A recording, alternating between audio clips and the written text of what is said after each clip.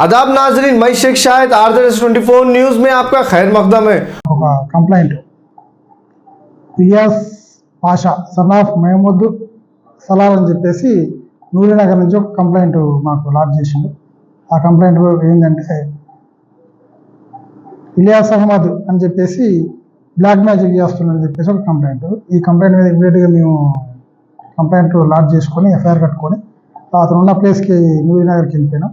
అతని రూమ్లో కొన్ని సస్పీషియస్గా దీపక్ కుందులు, అదేవిధంగా మనిషి బొమ్మ వేసిన కాగితం, ఇలాంటివి కొన్ని సస్పీషియస్గా కొన్ని సీజ్ చేయడం జరిగింది.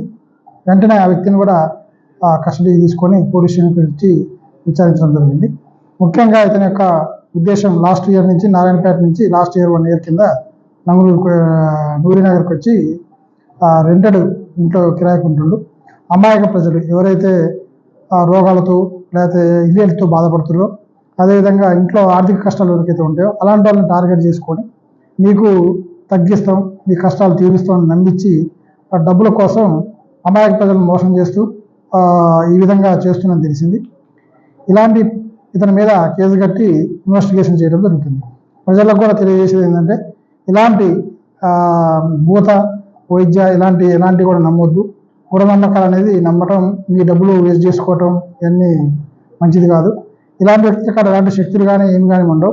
అమాయక ప్రజలను టార్గెట్ చేసుకొని డబ్బులు గుంజాలనే ఉద్దేశంతో చేస్తున్నారు.